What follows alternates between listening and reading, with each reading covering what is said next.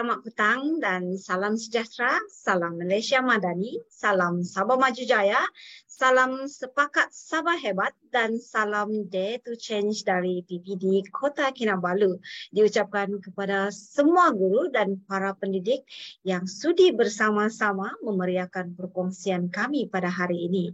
Saya, Melanie Jini dari SMK Likas akan menjadi moderator pada hari ini. Sementara kita menunggu sesi rasmi yang akan bermula tepat pada jam 3 petang, apa kata kita isi ruangan menunggu ini dengan mendengar satu perkongsian pendek agar masa menunggu kita akan lebih bermakna. Sebelum itu, untuk makluman para rakan maya, sesi perkongsian pendek pada hari ini akan disampaikan oleh seorang individu yang telah banyak memberi impak dalam dunia pendidikan di Malaysia. Ini kerana walaupun beliau adalah mantan pengarah IAB yang telah bersara pada Oktober 2019 dan juga mantan fellow penyelidik kanan di School of Education University of Nottingham, namun beliau masih bergiat aktif sebagai salah seorang daripada ahli dalam Majlis Penasihat Pendidikan Kebangsaan MPPK dan juga salah seorang koordinator CDL Connecting Dots Learning. Dengan itu, tanpa membuang masa, saya persilakan Datuk Dr. Mahender Singh untuk mengendalikan sesi CDL Snippet Reflex On yang bertajuk From Competent to Incompetent. Persilakan, Datuk. Terima kasih, Melanie,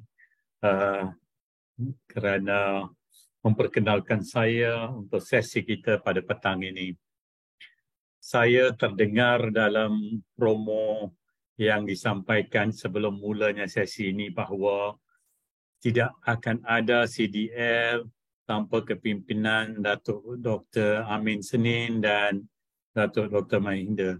Tapi sebenarnya kami berasa sebaliknya, tanpa cikgu, tanpa pegawai daripada PPD yang merancang semua ni, tanpa rakan CDL yang mengendalikan sesi setiap hari Khamis dan membuat pembentangan, tidak akan wujud juga CDL, program CDL ni. So ini adalah satu usaha bersama.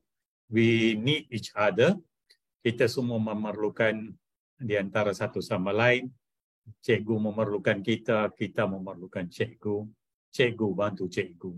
So ini adalah satu usaha murni yang kita cuba usahakan, dan saya harap semua di luar sana yang membuat pembentangan pada setiap hari Khamis sentiasalah memberi sumbangan kerana ini adalah untuk pendidikan di negara kita.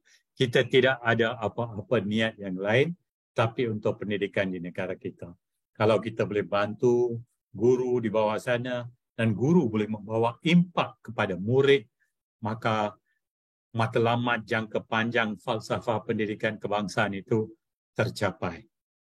Kita bukan berhasrat nak melahirkan semua orang supaya jadi doktor. Kita bukannya nak melahirkan semua orang untuk jadi jurutera. Kita nak melahirkan insan yang baik. Insan yang seimbang. Dari segi fizikal, mental, emosi, sosial dan rohani. Seperti yang termaktub di dalam falsafah pendidikan kebangsaan. That's our mission. Dan kita semua terlibat. Anda semua masih lagi ramai dalam sistem. Kami beberapa orang sudah bersara. Tetapi kalau sepanjang kami boleh memberi sumbangan, itulah hasrat kami. Dan pada masa yang sama, kami jangka dalam usaha ini, dalam jangka masa yang panjang, kita akan melahirkan ramai pemimpin yang lain yang akan mengambil dan akan menerajui program-program kita. So, tuan-tuan dan puan-puan, tajuk saya hari ini ialah Peter Principle. Seperti yang terpapar pada buku sebelah kiri itu, The Peter Principle, Why Things Always Go Wrong. From competent to incompetent. Aneh juga ya. Kenapa daripada competent, kita boleh jadi incompetent? In a hierarchy, employees tend to rise to their levels of incompetence. Dan saya akan terangkan kenapa perkara ini berlaku. Next slide, please. Peter Principle ni tak baru ya. Ia dikemukakan oleh Lawrence J. Peter pada tahun 1969 lagi. Beliau berpandangan bahawa pekerja atau staf dinaikkan pangkat berdasarkan pengetahuan, kemahiran dan kebolehan mereka dalam jawatan semasa mereka. Tapi bukan untuk jawatan akan datang yang mereka akan pegang. So kadang-kala daripada jawatan asal dia, ability, knowledge, skill dan ability mereka memang hebat. Tapi bila mereka naik dan setiap peringkat, ada masanya mereka dapati mereka ada kekurangan. So untuk mereka sampai ke satu peringkat, mereka mesti dapat sokongan. So umpamanya the Peter Principle daripada associate jadi manager, dari manager jadi senior manager. Tapi bila di senior manager dia rasa macam incompetent, and I will explain why dia rasa incompetent. Next slide please. So tuan-tuan dan puan-puan,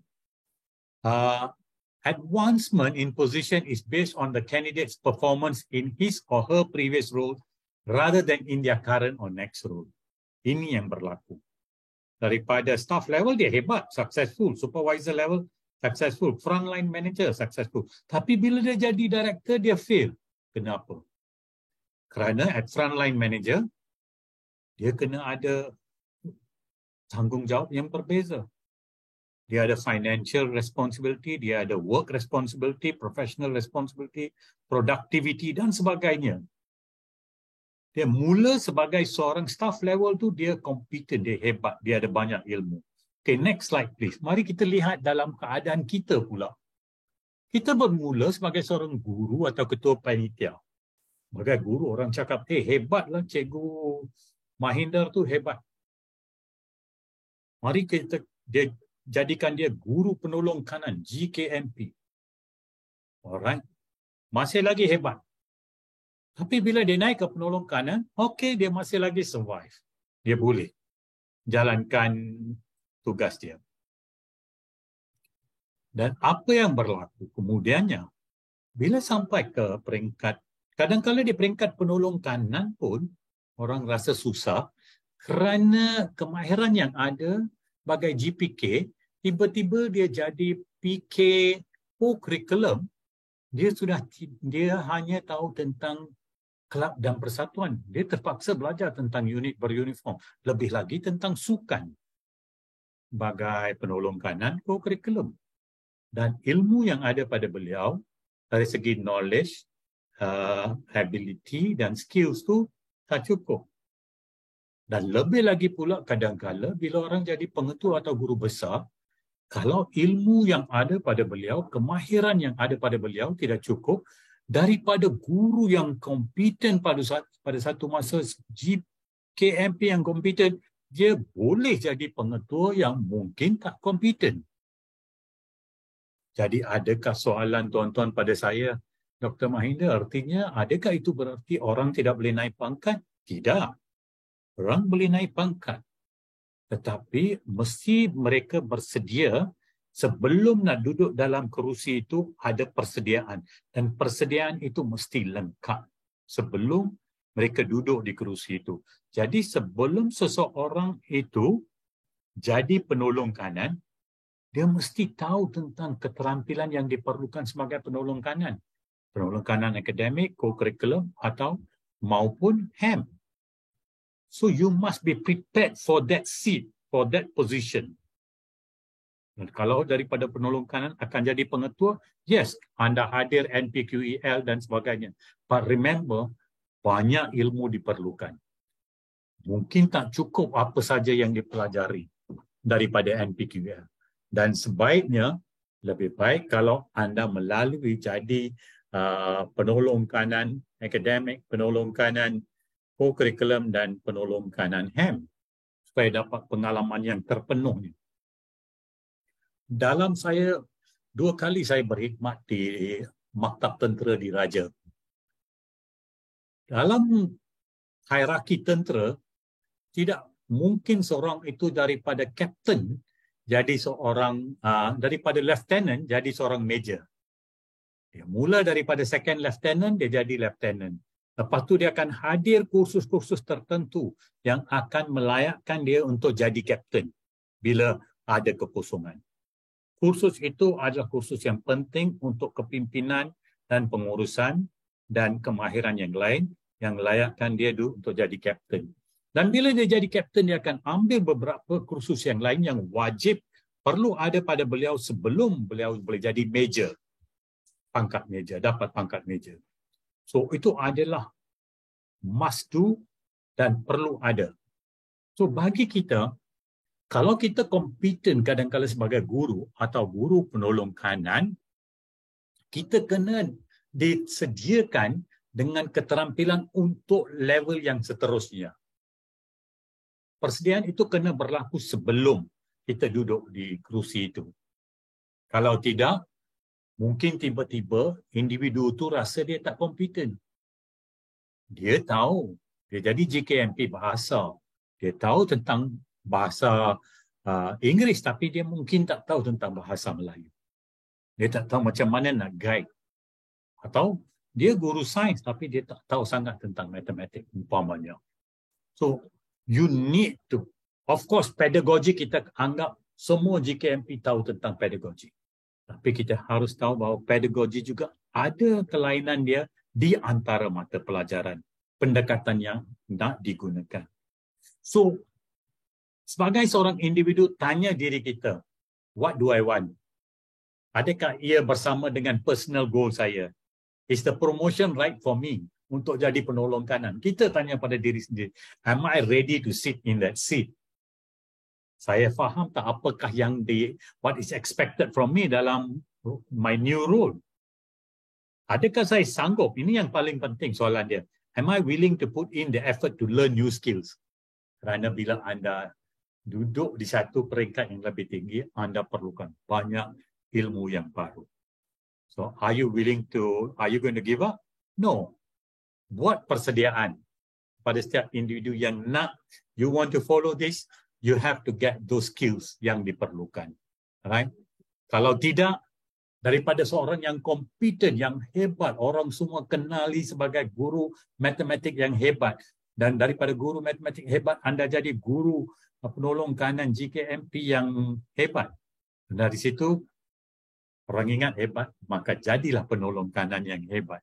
Tapi ia mungkin tidak berlaku sebegitu kalau persediaan tidak berlaku sebelum anda menjawat jawatan yang baru itu. So, persediaan itu penting.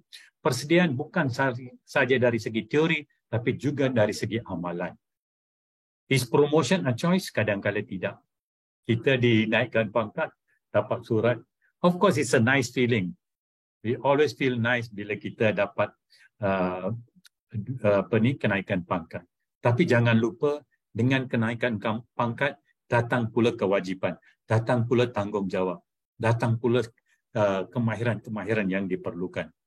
So kalau kita tidak bersedia, mungkin kita akan rasa kekoh sedikit, kita rasa ada kekangan. So daripada seorang yang hebat, kompeten sebagai seorang guru, tiba-tiba anda rasa inkompeten pula. So, pastikan anda buat persediaan yang diperlukan dan juga hadir kursus-kursus yang disediakan.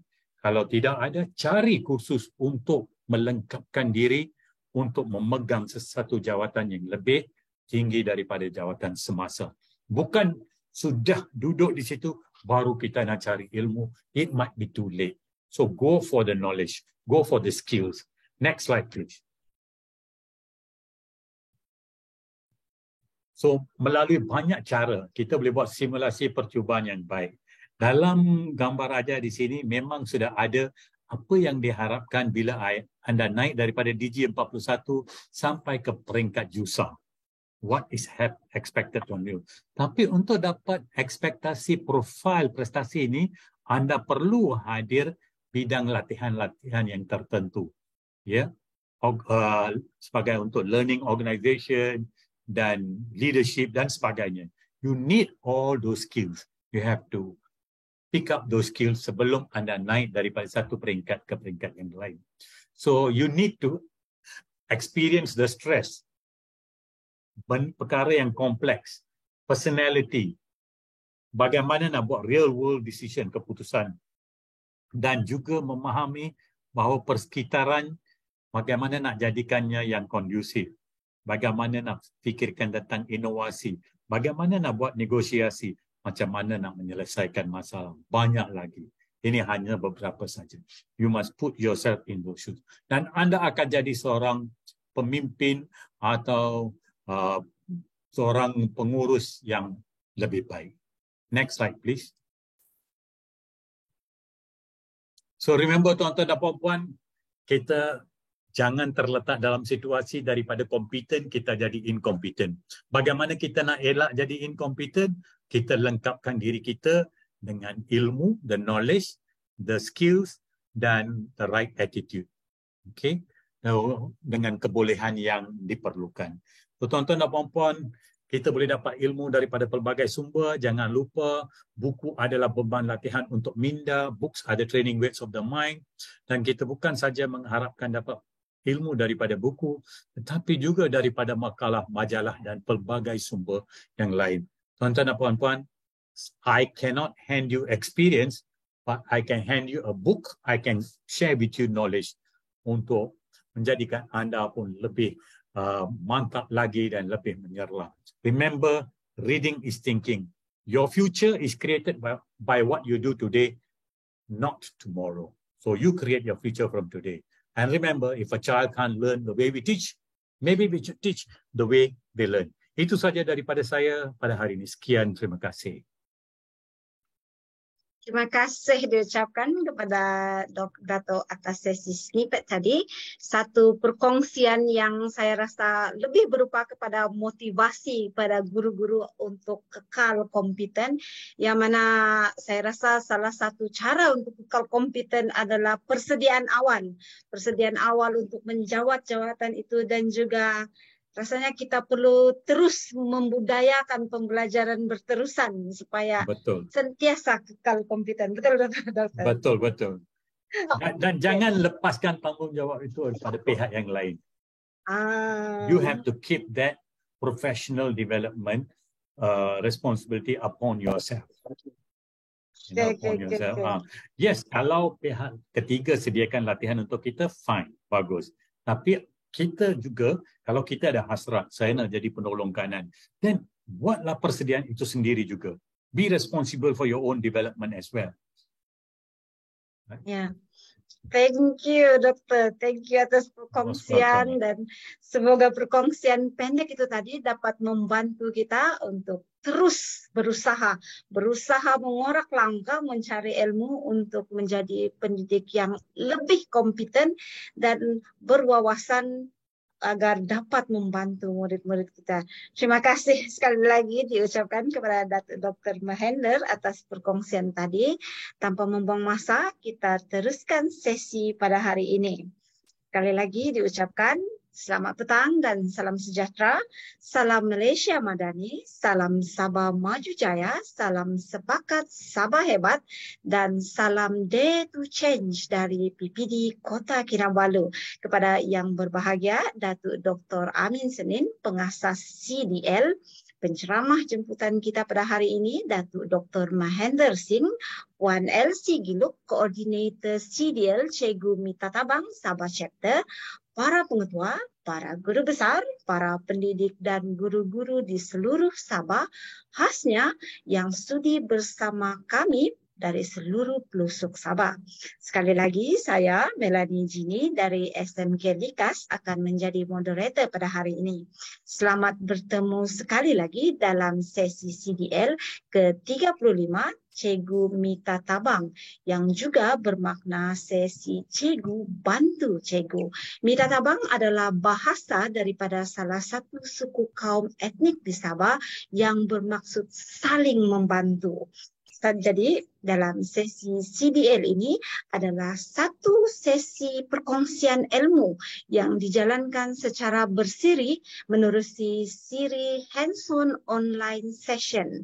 Tuan-tuan dan puan-puan, para pendidik sekalian, bagi yang baru pertama kali mengikuti sesi CDL ini, berikut adalah objektif CDL hands-on. Itu pertama, objektif CDL hands-on ini adalah untuk berkongsi ilmu dan kemahiran antara dari guru kepada guru, membangunkan kompetensi guru, meningkatkan keupayaan guru, dan juga membina jalinan dan jaringan berterusan daripada guru. Jadi para rakan guru yang ingin menjadi peserta untuk CDL, bolehlah mendaftar sebagai pelanggan atau ahli CDL, dan pendaftaran ini adalah secara percuma dan juga boleh layari www.connectingsdots.my. Peserta juga boleh mengikuti program melalui pautan Zoom yang tertera pada poster. Sesi perkongsian berlangsung selama 1 jam 30 minit, iaitu pada jam 3 petang sehingga 4:30 petang, dan diadakan setiap hari Khamis. Dan juga perkongsian adalah secara hands-on dan juga e-sijil akan disediakan melalui pautan yang akan diberikan pada akhir sesi. Baiklah, kita teruskan sesi dengan mendengar sesi perkongsian dari rakan guru kita pada hari ini, yaitu pembentang kita adalah Cikgu Al-Mumin Al-Kanta dari Sekolah SMK Agase Lahadatu. Sebelum kita bermula, saya bacakan biodata ringkas, sangat ringkas, oleh Cikgu Otai kita ini, Cikgu Al-Mumin, yaitu Cikgu Al-Mumin bin Al-Kanta ini sekarang masih setia berkhidmat di SMK Agase Lahadatu dan mengajar subjek biologi dan juga sains. Beliau merupakan mantan guru cemerlang bagi mata pelajaran biologi dan juga mantan guru inovasi negeri dan kebangsaan. Antara kepakaran beliau ialah beliau pernah menjadi jurulagi utama kebangsaan bahagian perkembangan kurikulum selama 2 tahun. Beliau juga pernah menjadi panel Lembaga Peperiksaan Malaysia selama 1 tahun dan juga menjadi jurulatih kebangsaan selama 5 tahun bahagian perancangan dan penyelidikan dasar pendidikan, dan juga yang paling akhirnya beliau pernah menjadi penilai inovasi PDP daripada peringkat prasekolah sehingga politeknik dan juga IPG selama 10 tahun. Antara anugerah yang pernah beliau menangi, saya bacakan sedikit sahaja. Nanti habis masa pula kalau baca lama banyak-banyak. Antara anugerah yang pernah beliau menangi ialah anugerah pendidikan sains sebanyak 2 kali, dan juga beliau pernah memenangi tempat ketiga bagi anugerah guru inovatif kebangsaan. Baiklah, sebelum kita mendengar perkongsian sesi CDL Hands Online Session Sabah siri ke-35 pada hari ini, suka saya ingatkan kepada rakan guru yang mempunyai kemuskilan sepanjang perkongsian ini, cikgu-cikgu boleh bertanya soalan dengan raise up your hand ataupun tulis di dalam chat apa-apa persoalan rakan guru, atau teruskan bertanya kepada pembentang kita pada bila-bila masa sahaja. Dan juga untuk pengetahuan rakan guru, link kehadiran nanti akan dikongsi pada hujung sesi nanti. Dengan itu, tanpa membuang masa, saya persilahkan Cikgu Al-Mumin Al-Kanta untuk membuat perkongsian yang bertajuk Keciciran Akademik 1 Kajian Kes terhadap Konsep Asas Pecahan. Dipersilakan, Cikgu. Assalamualaikum warahmatullahi wabarakatuh dan selamat petang. Oke, asalnya nih saya mau buat KT untuk pecahan. Dan bila saya bila saya fikir balik, bagus saya jadikan pecahan itu sebagai isu keciciran. Antara isu yang saya minat, masa saya buat master dulu, itu salah satu daripada assignment saya. Dan alhamdulillah bila saya tweak dia, jadilah tajuk yang untuk dibentangkan hari ini. Sekejap jadi buat nih. Oke, jadi kita punya fokus hari ini ialah isu keciciran dan bagaimana kajian tindakan dapat membantu menyelesaikan. Pecahan itu sekadar contoh. Kalau kita mau tengok keciciran ini banyak, terutamanya yang melibatkan bahasa dan juga matematik. Jadi, sebab saya lama dengan BPPDP, tugas saya ialah melatih guru untuk menguasai kajian tindakan dan juga membina intervensi ataupun inovasi daripada kajian tindakan itu. Jadi saya rasa contoh ini bagus sebab bila sebut kajian tindakan ni setengah orang dia fobia atau dia rasa kajian tindakan ni macam penyelidik, macam DU, sedangkan kajian tindakan ini ialah kajian bilik darjah. Kita lah dia punya pakar. Okey, dan objektif saya ialah kita prihatin dengan isu keciciran akademik. Bila kita bincang keciciran, selalu yang kita sebut ialah kita, kalau dulu saya tengok di barat tu, orang guna istilah physically drop out. Maknanya budak tu secara fizikal tak ada di sekolah. Itu yang kita selalu prihatin. Itu sebab timbul ziarah cakna. Dan kadang-kadang kita tengok dia punya keberkesanan tu macam kurang sedikit. Sebab ada keciciran yang melibatkan kemiskinan. Maknanya selagi dia miskin, selagi itu dia tidak mampu ke sekolah. Kalaupun kita hantar budak tu ke asrama, keperluan-keperluan lain itu juga memerlukan duit. Macam tempat saya, antara faktor ialah pengangkutan. Jadi kalau kita mahu budak tu tak tercicir secara fizikal, maknanya dia datang ke sekolah, kita kena sediakan bas percuma. Dan sekolah tidak ada kemampuan sebegitu. Jadi bila kita panggil kaunseling, panggil ibu bapa, kadang budak tu seminggu dia datang, lepas tu dia balik lagi pergi perangai asal. Jadi yang saya berminat ini ialah dengan keciciran akademik. Budak tu hari-hari datang. Bersemangat pula tu belajar. Cuma sayang, dia punya defek.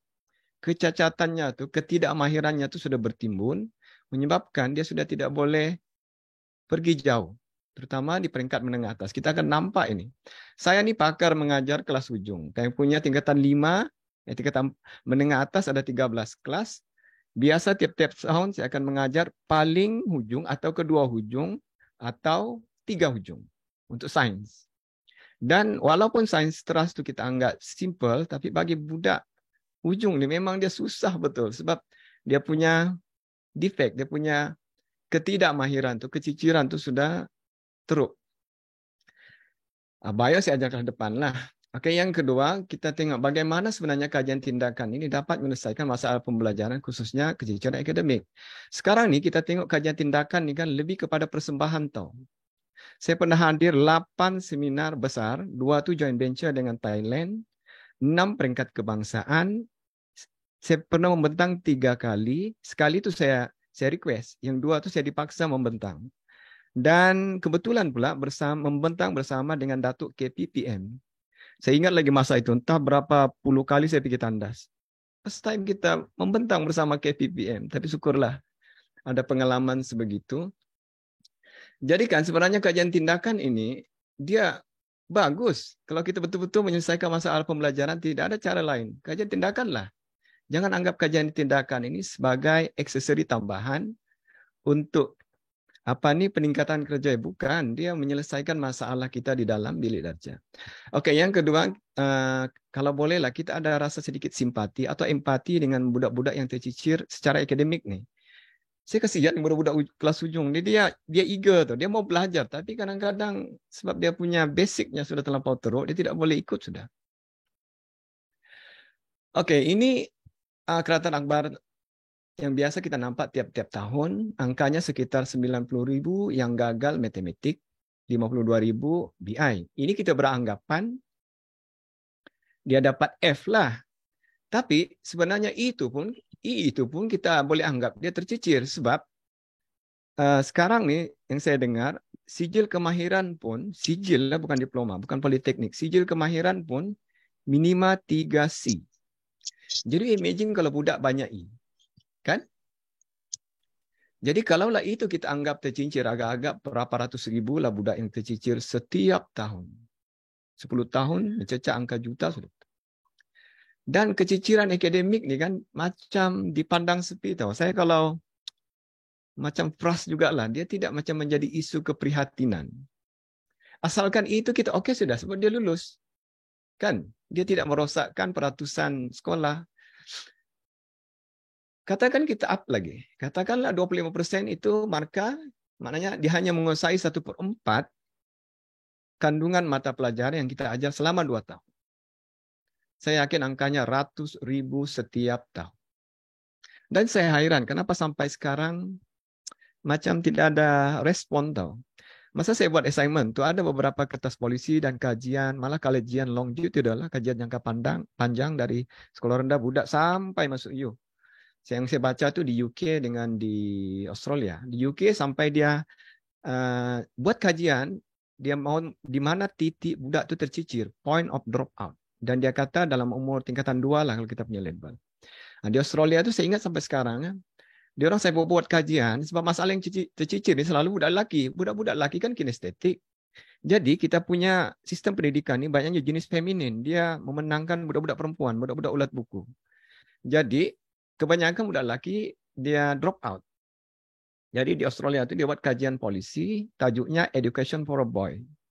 Dan saya tidak tahulah selama penglibatan saya hampir lebih kurang belas tahun lah dengan bahagian perancangan dan pendidikan dasar, saya tidak pernah jumpa tajuk kajian sebegitu. Kalau ada ni yang keciciran fizikal ni, maknanya dia tak datang ke sekolah. Jadi ini memang menarik minat saya dari dulu. Jadi bila menteri respon dengan keciciran baru-baru ini, saya rasa ngam bertepatan dengan tajuk yang saya bawa hari ini. Jadi ada 2 keciciran, iaitu keciciran klasik, maknanya badannya tidak ada di sekolah, dan keciciran akademik. Dia ada di situ, dia mau datang sekolah, dia mau belajar. Cuma sayang, dia tidak boleh ikut pembelajaran.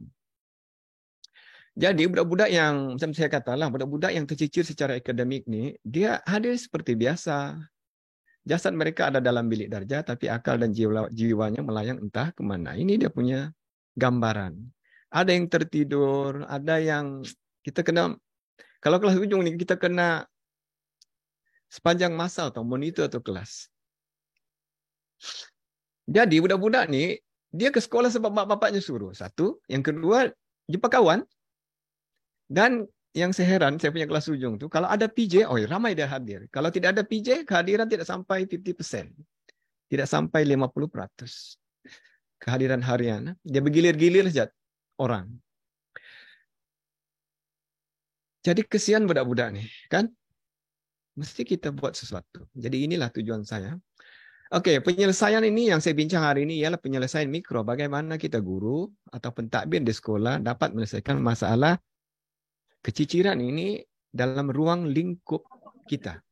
Maknanya kita boleh ubah tu. Okey. Kalau makro ini maknanya macam yang selalu di viral, selalu yang dibahaskan itu ialah masalah apa ni? Kurikulum.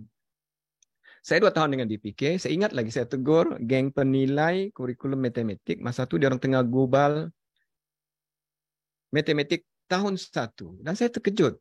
Kenapa matematik penyelesaian masalah, matematik dalam bentuk ayat tu ada sudah dibawa ke tahun 1.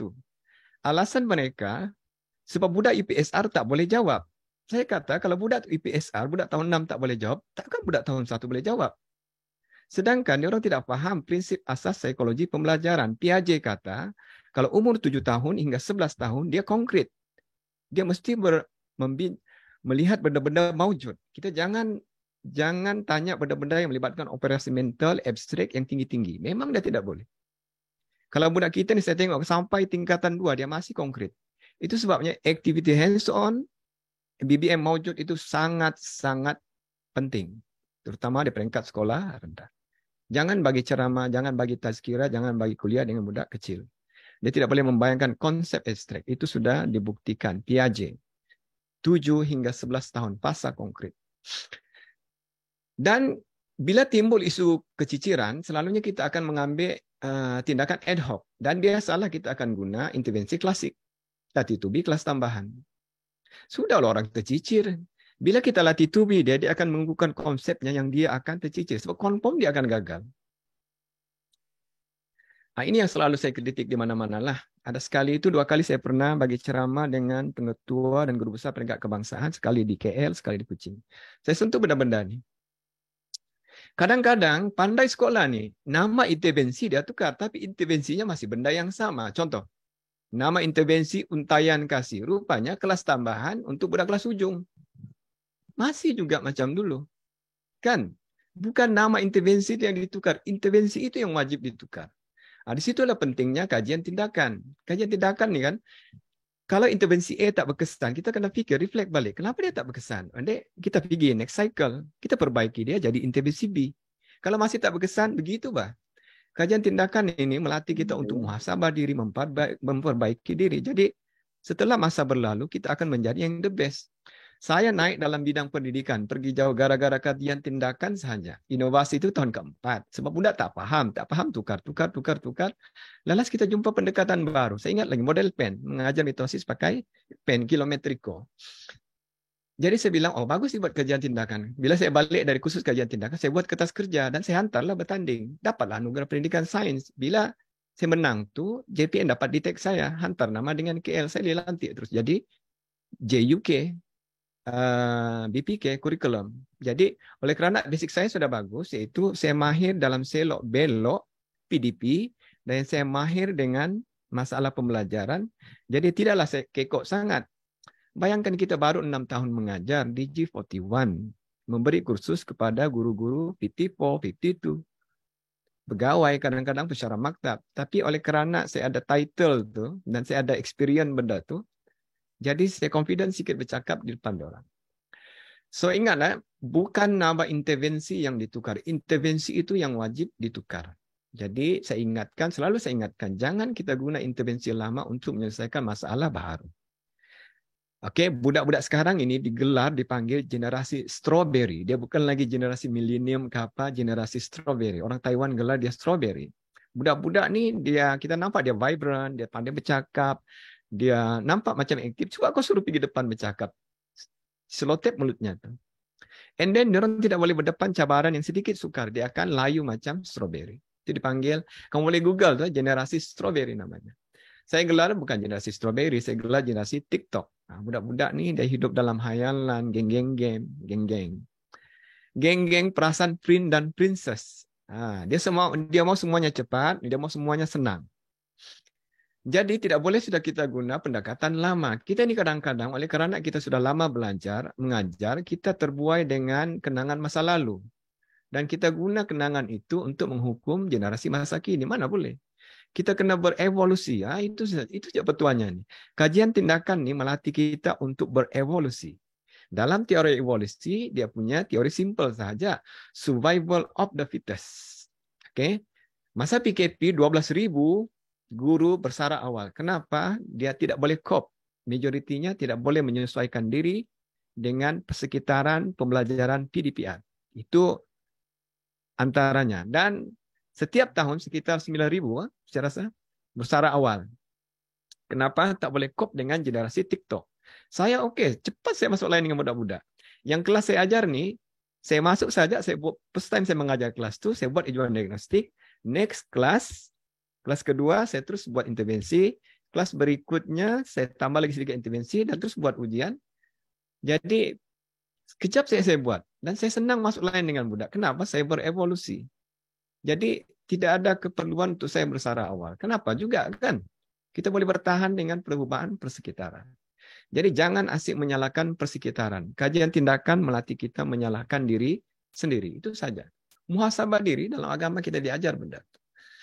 Jadi kenapa pecahan? Dia begini, saya mengajar kelas ujung. Kebetulan dia orang belajar tajuk pembahagian sel, sains teras.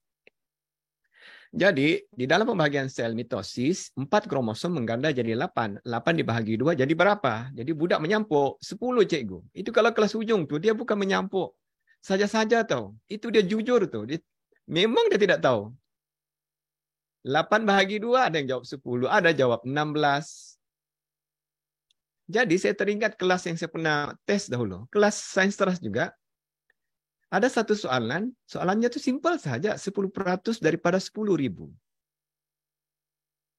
Ramai tidak boleh jawab. Saya pun hairan. Punya simple nih. Jadi saya ujilah dia orang punya kemahiran peratus. Rupanya dari 27 itu hanya 3 orang yang pandai peratus. Jadi kan, itu saya selalu tegur kadang-kadang kalau di sekolah geng-geng matematik. Dia orang tidak perasan benda ni tau. Ibaratnya kita ni melatih budak main badminton. Kita berhabislah latih dia servis, latih dia smash, rupa-rupanya servis pun tak lepas. Macam mana mau dihantar bertanding? Kan? Jadi, sepatutnya sebelum budak tu masuk di SKP Form 1, kita settlekan dulu kecacatan dari sekolah rendah tu. Saya punya cadangan begitu. Pecahan, perpuluhan, benda-benda yang simple. Kalau dia sudah boleh buat operasi itu sambil mencongak, maknanya dia sudah ada asas yang bagus untuk matematik menengah atas. Selagi kita ignore, kita biar saja, sorry lah, saya guna istilah Sabah, macam budu-budu saja kita mengajar. Orang Sabah panggil begitu. Macam sia-sia tuh. Ibarat kita nih kereta Ferrari, kan? Tapi dipakai untuk pergi beli sayur, dipakai pergi masjid. Aduh, punyalah. Saya sorry lah, saya hairan kenapa orang tidak nampak benda ni. Saya lama sudah, saya menunggu momen tahu di mana benda ni platform yang saya boleh bercakap. Dan syukur kali ini ngam dia punya timing. Sempat saya tukar tajuk. Oke, ini kajian, masa saya jadi JU dulu, antara klien utama kami ialah sekolah rendah. Jadi, saya suka nih sebenarnya, masa itu saya jadi panel lembaga. Bagus sebenarnya jadi panel lembaga nih, sebab kita buat soalan. Yang kedua, saya ngam dengan saya, sebab dia bermain dengan creativity. Kita create something from nothing, dia panggil. Kita masuk bilik buat soalan tuh, hanya bawa pen. Sebab kita tidak boleh bawa buku rujukan. Kalau soalan itu sama dengan soalan syarikat swasta, lembaga akan disaman. Tapi dalam masa yang sama, saya dapat tawaran dari EPRD. EPRD itu dipanggil BPPDP. Jadi saya nih, kalau dibagi pilihan PDP dengan PDP, pentaksiran dan penilaian dengan pengajaran dan pembelajaran, saya akan pilih PDP. Kenapa? Sebab masa kita di sekolah tuh 97% ialah PDP. The rest ialah pentaksiran penilaian. Kadang orang nih, dia sibuk yang penilaian pentaksiran PBD lah, exam lah apa. Tapi PDP dia tidak berevolusi. Saya pun heran, ada guru baru 4 tahun belajar pedagogi, sekalinya mengajar, salin nota juga macam saya punya cikgu zaman dulu. Aduh, jadi apalah 4 tahun tuh dia punya kesan pada diri cikgu tu. Dan bahaya kita ni cikgu begini. Ada satu kajian saya jumpa masa master dulu. Dia kata cikgu ni cenderung mengajar sebagaimana dia ajar. Kalau cikgunya dulu salin nota, dia akan salin nota juga bila jadi cikgu. Kalau dulu cikgunya rajin buat eksperimen, dia akan rajin buat eksperimen. Saya begitu. Saya sangat bersyukur. Saya punya guru sains tulen memang saya respect. Walaupun serba kekurangan lah banding dulu, tapi eksperimen memang dia buat. Jadi masa kami jadi panel di BPK dulu, ada satu ustaz. Dia pesan dengan panel dari Selangor tu, bagi tahu panel-panel sains. Dia bilang, nasihatnya bagus tu, sampai sekarang saya ingat. Eksperimen adalah rukun PDP sains. Maka guru-guru sains wajib buat eksperimen. Kalau saya bagi ceramah teknik menjawab, kan cepat betul saya tangkap guru tu tak buat eksperimen. Dan yang sedih kan, yang sedih bila budak sains tulen pun tak buat eksperimen. Itu sebabnya, masa kami di LPM dulu, antara isu besar ialah kenapa antara isu besar ialah banyak guru-guru sains tak buat eksperimen. Jadi antara yang saya lawan dulu, saya fight paper 3 itu. Paper 3 itu sebenarnya tidak, macam tidak ada guna-guna bah. Jadi itu sebab sekarang dia balik kepada eksperimen. Jadi mau tidak mau cikgu akan buat eksperimen. Sebab saintis mesti bereksperimen. Kalau kita mau negara ini maju, bukan STEM tuh. Kita kena clearkan sains klasik. Maknanya budak dari sekolah rendah sudah buat eksperimen. Classical science itu kasih clear dulu. STEM ini benda aksesori atau benda tambahan, advance. Kita ni kadang-kadang, itulah kalau budak saya, dia suruh buat projek STEM, tapi dia suruh saya carikan projek. Mimpilah kau. Masalahnya kerja pun tak menghantar, jadi benda basic pun dia tidak siap, apa pula mau buat STEM? Kan, kita kasih clear dulu. Basic science dia panggil. Oke, kalau kita baca nih kan, ini salah satu teknik kita mendapatkan masalah pembelajaran ialah dengan ini kita panggil analisa dokumen. Data ini analisa dokumen. Ada banyak pattern di sini. Satu, budak tidak suka cikgu. Yang kedua, cikgu tidak pakai ABM. Kita boleh nampak tuh. Dan budak bila dia Dia tidak suka sudah matematik. Gara-gara PDP itu. Gara-gara cikgu. Itu sebabnya kadang-kadang kalau dulu kan, orang takut buat kajian tindakan. Sebab dia akan tembak batang hidung sendiri. Saya pun kena. Tapi mau tidak mau kita kena bersifat terbuka lah. Kan? Kalau kita mau berubah, kita kena open. Kita kena buka kita punya hati. Kalau tidak, kita akan stagnan, statik di situ, jumut, dan akhirnya kita akan bosan mengajar. Terus terang lah. Saya ramai kenal guru yang sudah bosan mengajar, malah ada yang bosan hidup. Kenapa? Sebab dia tidak mau berubah. Dia mau ubah orang, tapi dia sendiri tidak mau berubah. Jadi macam mana? Oke, next. Kita ambil contoh matematik. Kenapa matematik? Matematik ini bahaya. Matematik dengan bahasa, dia panggil tajuk ini memerlukan kemahiran terkumpul. Contoh, kalau budak tidak pandai bahagi, confirm dia tidak pandai pecahan. Confirm dia tidak pandai nisbah, confirm dia tidak pandai peratus. And then apa-apa rumus algebra yang melibatkan bahagi hancur. Trigonometri hancur, gerap-gerap ni pun kecurunan hancur, dan akhirnya dia akan tercicir matematik. Hanya kerana bahagi. Ingat tu ya, hanya kerana bahagi. Belum lagi masuk campur tolak darab. Biasanya campur tolak okeylah. Sebab benda tu benda berlaku dalam kehidupan seharian. Kontekstual dia panggil. Contextual learning. Jadi bahagi ni kan jarang berlaku dalam hidup. Apalagi darab. Jadi itu sebab dia susah tu. Dan hasil kajian, saya ingat lagi masa belajar dulu, kalau budak matematik lemah, sainsnya akan lemah. Saya ingat lagi dia punya korelasi sampai sekarang 0.85. Korelasi ini maksimum 1. Tapi kalau dikaji, kalau budak pandai sains, tidak semestinya dia pandai matematik. Tidak. Tapi kalau budak pandai matematik, otomatik dia akan pandai sains. Itu sebab budak-budak sains tulen itu ialah budak-budak yang pandai matematik. Kenapa? Oke, kita tengok. Sebab matematik ini mengajar logik. Sains pun mengajar logik. Oke, mencongak operasi mental. Bila kita bincang elektrolisis, konsep atom, benda tidak nampak. Benda tu mental visualization. Itu sebabnya kan, saya tengok sekarang ni di sekolah rendah, bila banyak buku kerja apa semua, macam PDP hands-on itu, menggunakan benda-benda mawujud itu macam berkurang. Jadi sebenarnya perlu daripada hands-on tu, budak akan dilazimkan, akhirnya otaknya akan membina operasi mental tu dipanggil. Maknanya sampai satu tahap dia sudah boleh mencongak. Budak sekarang saya hairan, nombor SA pun, nombor 1 dia kira pakai kalkulator. Dan bila saya buat congak di kelas, operasi SA punya dia orang kagum, hebatnya cikgu. Pada 7 campur 4, campur 5, campur 3, tolak 2. Ya Tuhan. Penting tu ya.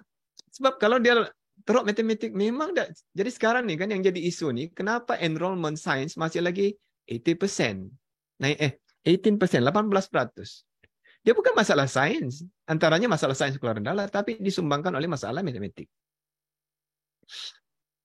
Oke, masalah kebat juga. Nah, saya ni masa di BPK, antara saya punya modul yang saya urus tu ialah kebat. Nah, bila saya terlibat dengan lembaga peperiksaan, antara saya punya kerja ialah memberi kursus bina item dengan guru-guru sampai sekarang. Kebat ini pun dari matematik. Mengaplikasi rumus, kan? Nanti dia jumpa lagi rumus baru. Rumus itu pula di-apply dalam situasi berbeza-beza. And then menganalisa. Kan, budak tengok graf, tengok data, jadual, statistik. Jadi, kalau lemah match, bohong sajalah. Kita drill macam mana, biarlah dia hafal sekalipun takrif taksonomi belum. Contoh, mengaplikasi menggunakan ilmu dalam situasi sama atau baharu. Menganalisa melihat sesuatu secara perinci, mencerakin.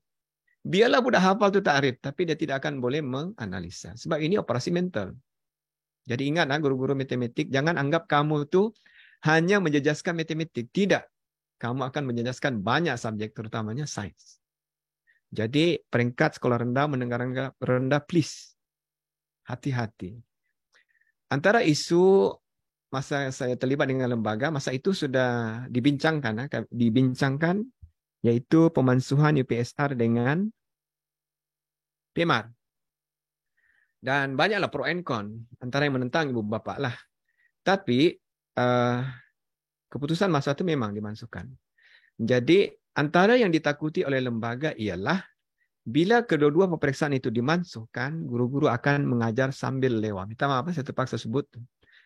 Okey, sebab guru-guru di Malaysia ni dia cenderung gunakan peperiksaan untuk mengugut budak supaya belajar. Itu yang jahatnya tu.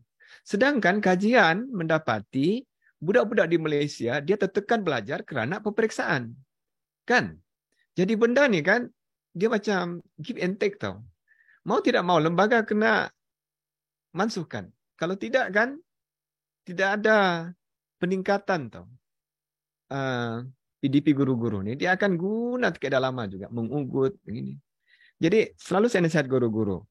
Ada exam kah tidak ada exam kah, tanggungjawab kau ialah budak di dalam tanganmu tu. Pastikan dia menguasai apa yang kau pelajari, ajar. Kalaupun tidak 100%, adalah something dia bawa ke atas. Jangan dia totally left behind. Jadi, kita fokus kepada subjek-subjek atau ilmu yang bersifat kemahiran terkumpul atau mastery.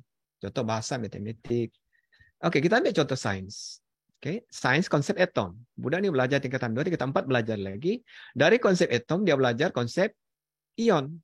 Bagaimana ion terbentuk. Buang dan terima elektron. Semua ni ingat, ini konsep abstrak.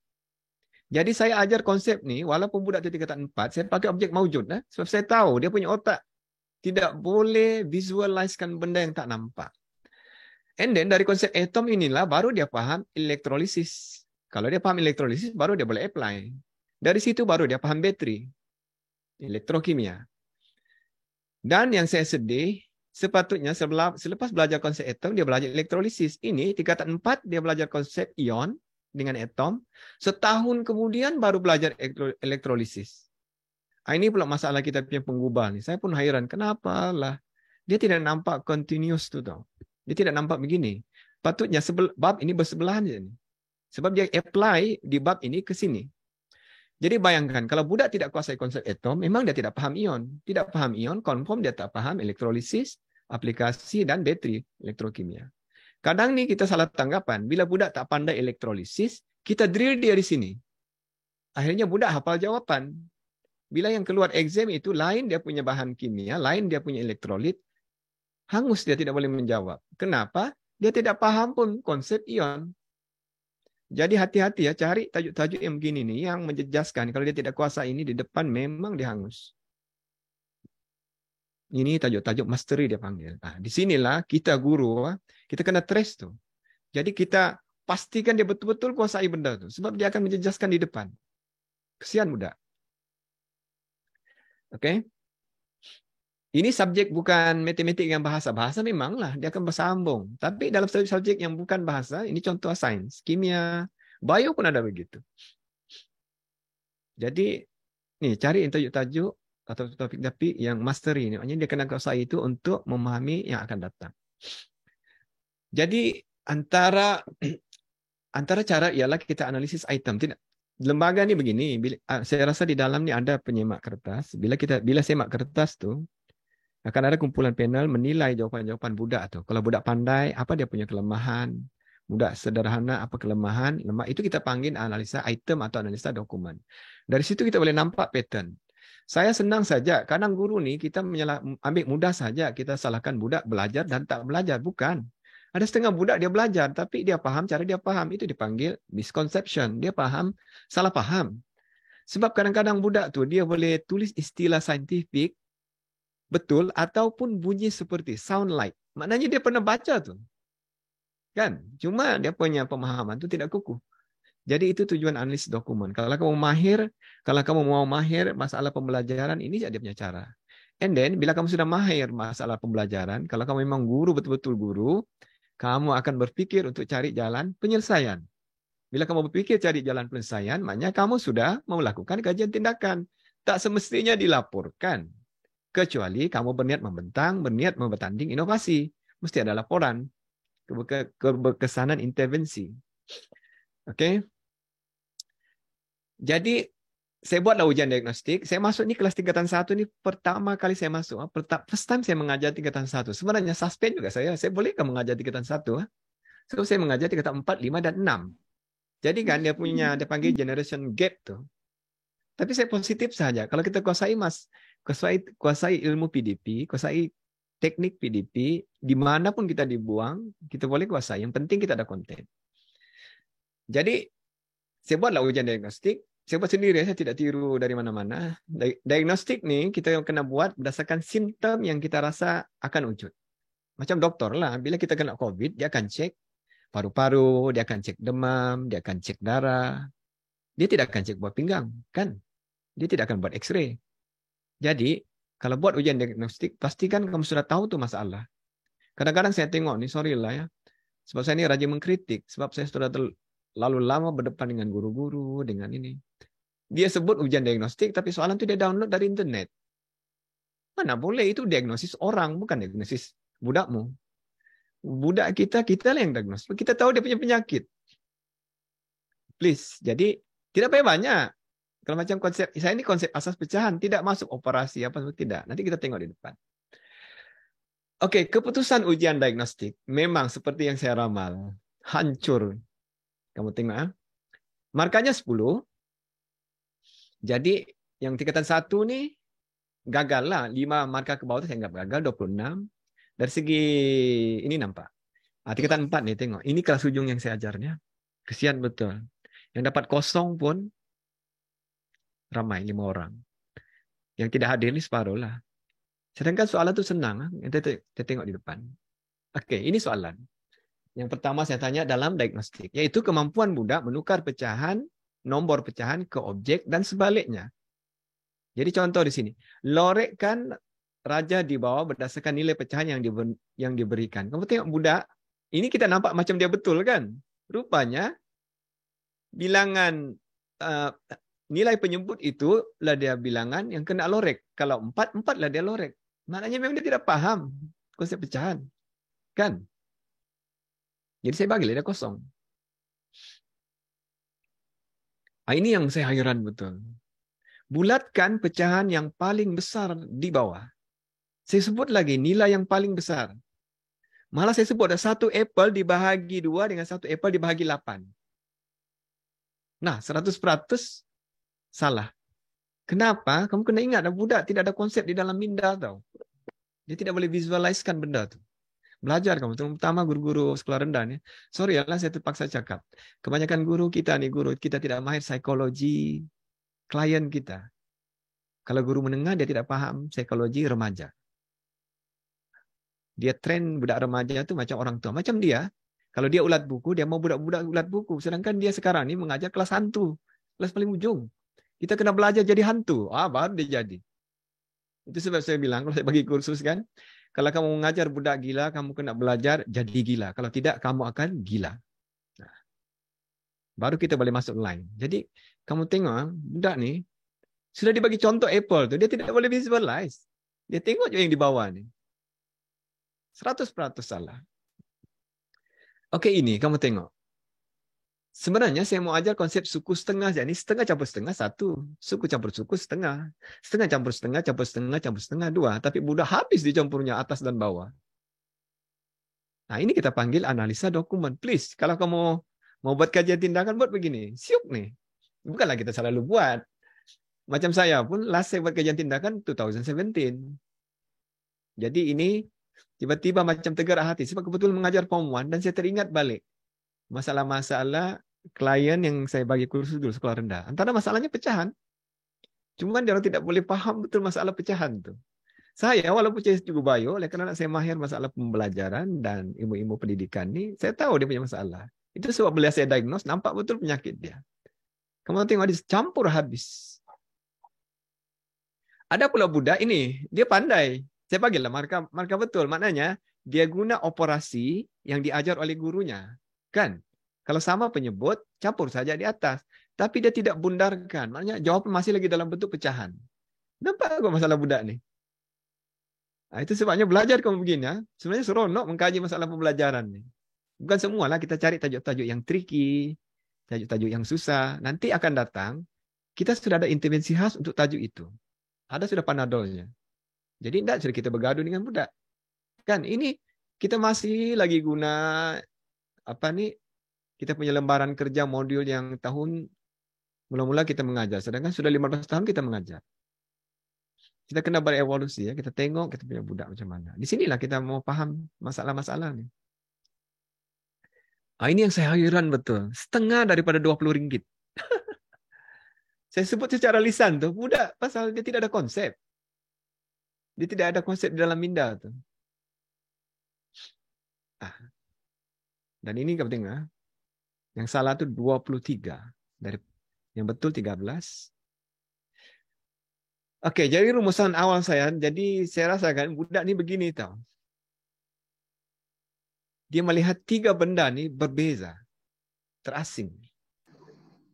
Jadi maknanya cikgunya dulu mengajar, dia tidak boleh blend bahwa benda ini adalah perkara yang sama. Yang bahaya kan, kalau dibahagi dia pakai, katakanlah bahagi, dia pakai lidi. Nanti mengajar pecahan, dia pakailah pula apple. Mengajar nisma, dia pakai duit shilling. Tidak boleh, mesti pakai IBM yang sama supaya budak boleh membuat rumusan bahwa semua itu adalah bahagi. Kan? Kita kena ada kepandaian begitu Pak sebagai cikgu. Kebijaksanaan, bukan pandai-pandai, orang pandai. Bijaksana dan tidaklah susah. Saya suka lagi begini nih. Sekarang kamu tengok, budak ini, dia 3 benda ini dia nampak berbeza. Jadi masa buat intervensi ini, saya kena buat lembaran kerja dan sediakan BBM. Tapi macam suspend juga, Bah. Saya takut benda ini tak jadi. Kan? Sebab bukan saya punya tajuk. Saya ini cikgu bio. Sains. Kan? Buat pula kerja orang. Dan jadi isu pula di sekolah. Ada sudah cakap-cakap tak bagus di belakang. Saya bilang, saya mau buka, bukan mau tunjuk guru matematik tak bagus mengajar. Saya mau tahu tunjuk isu keciciran itu nyata, wujud. Dan kita boleh tackle dengan kaedah mudah yaitu kajian tindakan. Oke. Tapi saya pikir begini saja lah. Matematik tahun 3 pun. Kan? Konsep asal. Ustazah pun boleh buat. So saya buatlah.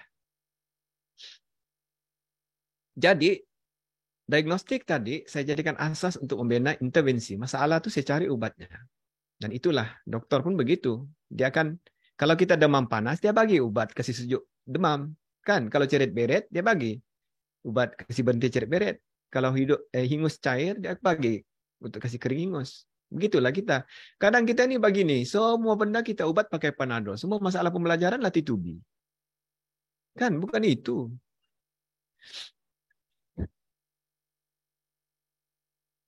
Jadi ingatlah, kita kena ingat ini. Selalu saya ingatkan guru-guru, jangan kamu percaya sangat benda ini adalah Panadol untuk semua penyakit. Bukan.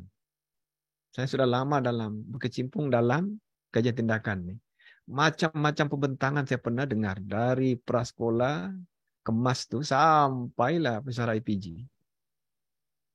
Oke. Dan bagus, saya tengok bila guru-guru tuh nanti di depan saya sentuhlah. Bagus nih kajian tindakan. Saya bila mula buat tuh kan, terus berubah cara berpikir saya tuh. Oh begini rupanya. Jadi itu yang menyebabkan saya boleh pergi jauh dalam bidang pendidikan. Dan kalau saya pergi temu juga inovasi kah, anugerah itu kah, kita akan nampak muka yang sama. Kau lagi. Sebab kami sudah tahu dia punya trik. Kan? Orang lain tidak nampak. Orang lain, kajian tindakan ini susah inovasi. Mana ada benda dibuat di sekolah. Inovasi itu semua jumpa di kelas. Oke, jadi sebenarnya ujian diagnostik itu, ataupun kita punya kertas soalan tuh. Kertas soalan exam kita tuh kita sudah boleh jadikan dia diagnostik. Di situ kita sudah boleh buat analisa dan cari penyakit dia. Kalau kita buat intervensi berdasarkan masalah pembelajaran, panah kita tuh tepat pada sasaran. Saya ini kan, bukan saya rajin, saya bilang, saya akan cari cara kerja saya simpel saja. Saya mau benda itu simpel, tidak menyusahkan saya, dan berkesan, saya nampak perubahan. Saya tidak mau buat kerja memenatkan, akhirnya hasilnya menghampakan. Saya tidak suka. Kita ini profesional. Oke, jadi adalah dia punya modul nanti di depan, pakai duit shilling saja. Saya pakai duit shilling, sebab dulu masa, kalau guru-guru sekolah membentangkan masalah peratus, pecahan nih, saya cadangkan pakai duit shilling. Peratus, nisbah, bahagi, pakai benda yang sama. Jadi budak tahu, oh 4 ini bahagi, rupanya konsep bahagi. Jadi bila saya pakai ini, antara yang keluar dari budak sekarang kan tidak pernah nampak duit shilling yang dulu-dulu. Saya simpan tuh kan, dulu kalau kita pergi KFC, pergi McD itu kan dibagi. Jadi saya simpan, jadi saya ada lebih 100 keping. Bila dia nampak, cikgu di Filipina kayak ini. Di Indon kayak ini. Jadi kan maknanya budak tuh dia berminat sudah. Kan? Itu kelebihan aktiviti hands-on nih. Ini. Kamu tengok, sekarang dia sudah bahagi 1/5. Dia boleh tangkap sudah. Saya mengajar sampai pakai modul. Selepas 1/5, dia belajar konsep. Dia belajar konsep. 2%. Paham nih? Maknanya kalau 1/5, 1 bahagi 5 kan? Oke, sekarang 1/10. Bahagi 10 dia. Bagi 10 berapa sen?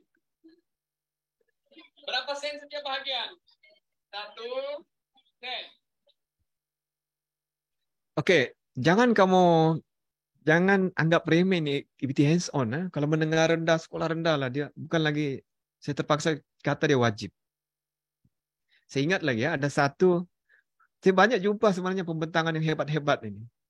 Saya ingat lagi ada satu nih. Saya bagi contoh lah, 2 lah saya bagi contoh. Satu ni ustaz, budak selalu keliru antara perkara yang membatalkan wudu dan membatalkan solat. Saya lepas ustaz tu membentang, saya panggil, tahniahlah ustaz. Kami kan penilai. Kamu tahu dia pakai dam ular. Jadi budak tu kalau bergerak dia punya dam ular tu, dia terkentut. Bila terkentut dia jatuh pergi awal, dia kena ambil wudu. Bila dia jalan-jalan, kain terlondeh. Bila kain terlondeh, sembahyang batal wudu tidak. Kamu tengok agama pun dia ajar hands on. Itu kelebihan hands on ini. Budak kita kena terima. Budak-budak kinestetik ini, budak-budak memang kinestetik. Budak menengah, budak-budak kelas ujung tu kinestetik. Dia kena hands on. Hands on ni kamu ingat sampai bila-bila dia punya takrif bersih saya lah. Ototnya lebih pandai dari otaknya. Kamu ingat itu. Ototnya lebih bijak berbanding otaknya. Budak-budak ini sepatutnya dihantar ke kursus kemahiran. Tapi ialah kita punya KB mana boleh tampung semua. Lagipun KB pun dia pilih budak juga. Jadi yang budak-budak ini kita lah yang ajar. Ingat tu dia punya otot lebih bijak dari otak. Budak kecil, sekolah rendah memang fitrahnya begitu. Tuhan sudah cipta dia begitu. Memang dia kinestetik. Tidak boleh duduk diam. Okey, jadi macam saya mengajar tu kan laju betul. Saya ni kan tidak pernah mengajar form 1. Saya mengajar tu macam budak form 4. Tapi saya rasa memang tak cukup. Sebab benda ni dia di drill tau. Dia kena latih to be. Jadi saya buat lagi satu muka surat modul. Sebelum tu 2. Saya reinforce lagi. Kukuhkan. Ada lagi yang tidak faham. Jadi kita gunalah ini. Peer learning. Okey, cikgu-cikgu matematik terutamanya. Bahasa Inggeris. Yang sedikit susah ni. Kalau kamu rasa tak pandai juga kasih faham budak tu. Suruh kawan yang kasih faham. Power ni, peer learning. Jadi yang mengajar tu makin faham. Yang diajar pun faham. Sebab kita ada gap laras bahasa dia panggil. Budak tidak faham bahasa kita.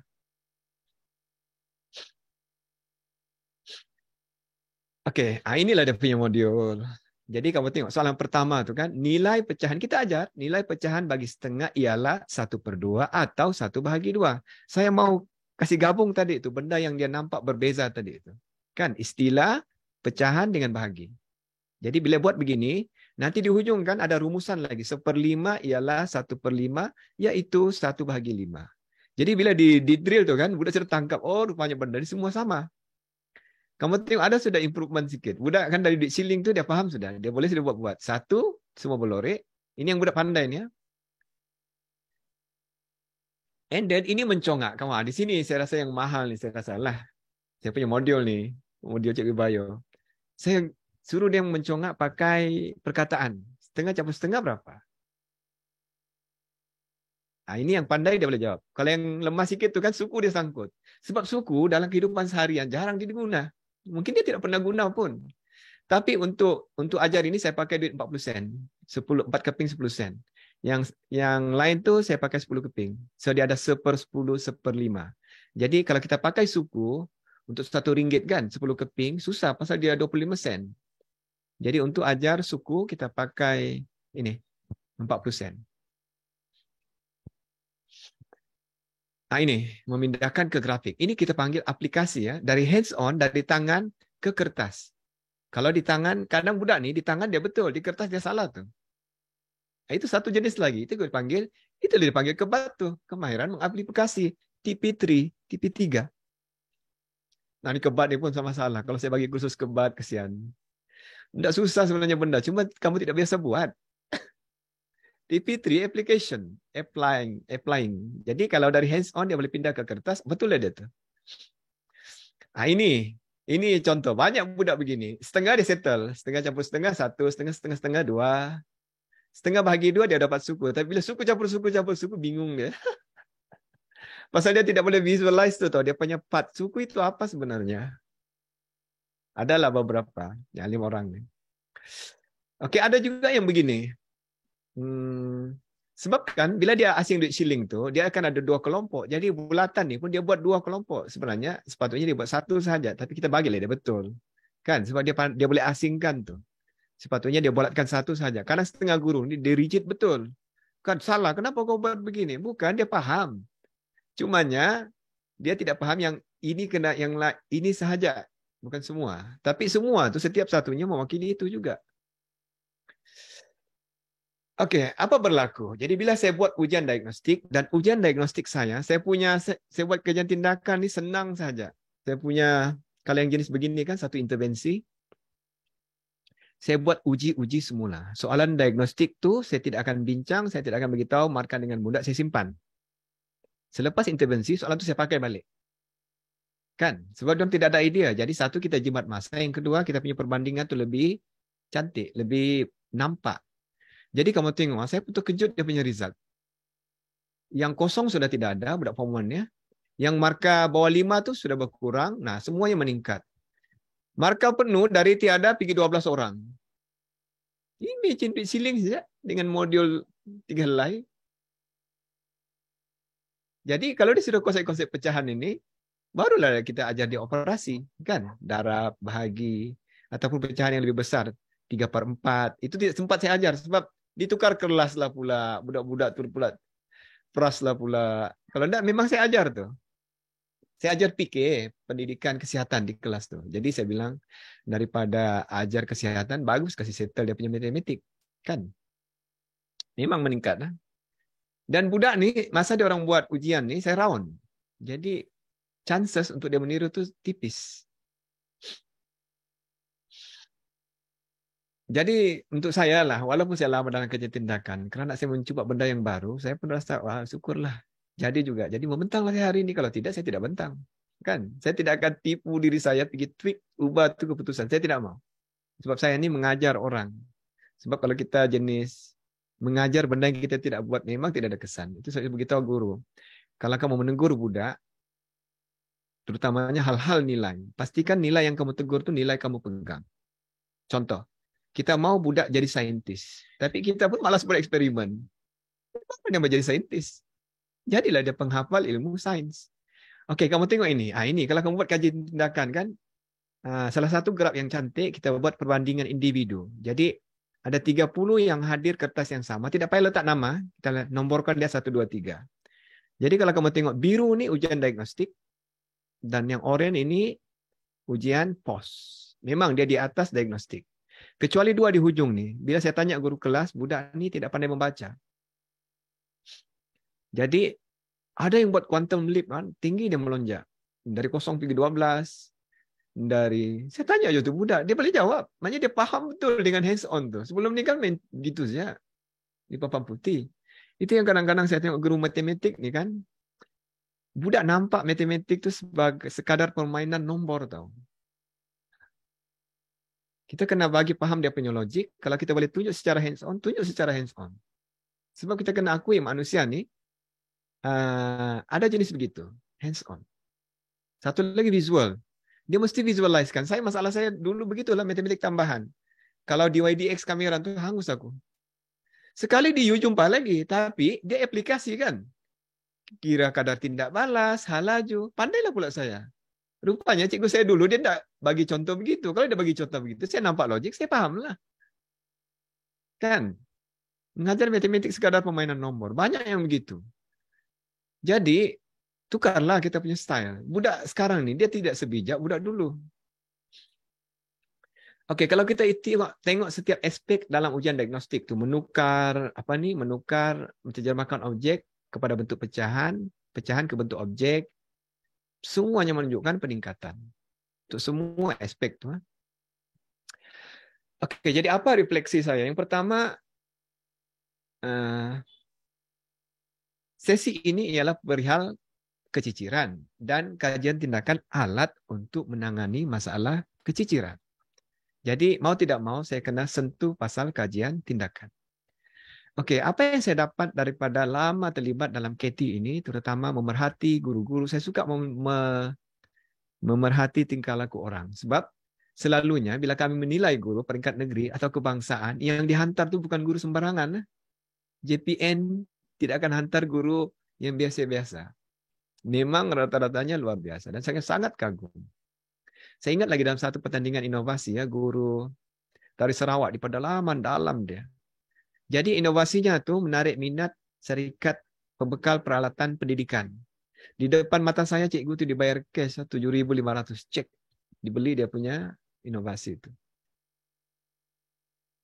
Konsep SA 10.000. Oke, sebenarnya KT ini mengubah kita punya cara berpikir. Bila kita berubah cara berpikir, otomatis kita punya budaya kerja akan berubah. Oke, yang kedua, KT ini melatih guru menjadi action oriented. Oke, dan jadi problem solver. Saya rasa itulah tugas kita sebagai guru. Sebab kalau kita tidak selesaikan masalah di bilik darjah, ia akan menjadi masalah kita. Kan? Nah, ada sekali dulu, tidak tahu sekarang kalau masih lagi, saya satu flat dengan satu pegawai. Masa itu, teruk sudah isu kemurungan dalam kalangan guru.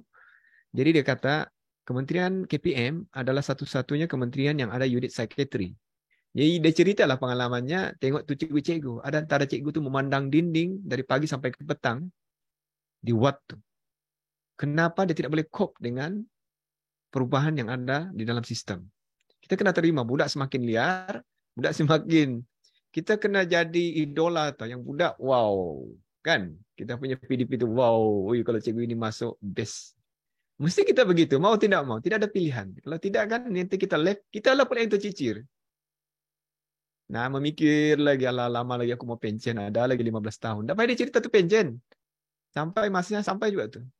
Sekarang ni macam mana kita mau hidup dalam situasi sekarang? Memang mencabar. Jangankan kamu, saya sendiri pun kadang-kadang tercabar. Tapi mau tidak mau kita kena berevolusi.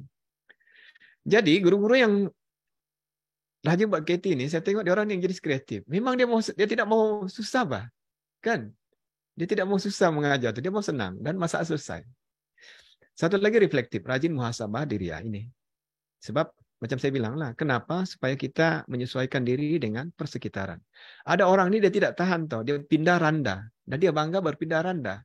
Akhirnya tempat itu sama aja bagi dia.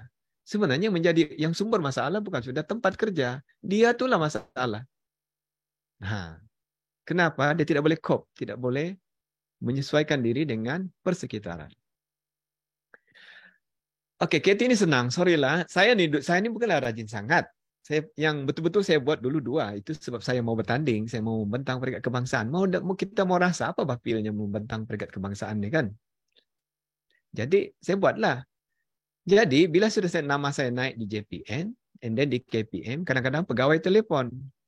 Min, ada kertas kerja kah?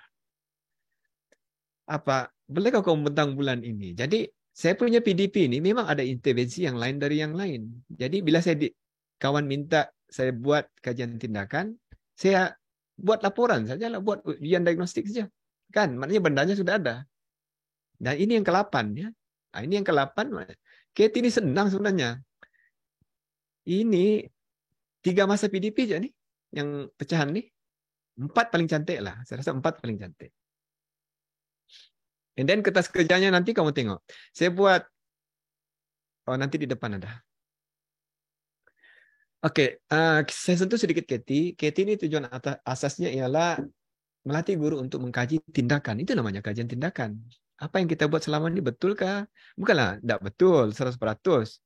Ada kekurangan kah tidak? Itu dia punya persoalan. And then, mengubah paradigma.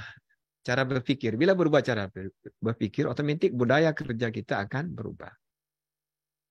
Kalau kita tidak menyelesaikan masalah, masalah itu menjadi masalah kita. Itu sebabnya banyak guru kena sakit, tekanan darah tinggi, stres. Janganlah. Selesaikan itu masalah. Syuk nih, kalau kamu sudah pandai kerja tindakan, kan ala kelas ujung macam mana pun, tidak ada hal. Kamu yang membuli budak, bukan budak bully kamu. And then reflective, oke, muhasabah diri sudah, oke, action oriented, problem solver tadi sudah, oke ini. Nah, ini bagusnya kajian tindakan. Maknanya kita buat intervensi itu kita ada sandaran tahu, ada bukti. Kita tidak bermain persepsi, kita rasa kalau buat begini dia akan jadi gini. Tidak. Kalau kita buat begini, dia akan mesti jadi begini. Nah, itulah tujuan kajian tindakan. Jadi contoh modul tadi. Saya rasa orang boleh replicate tuh, mungkin ubah sesuai sedikit saja. Sebab saya sudah buktikan dia berkesan.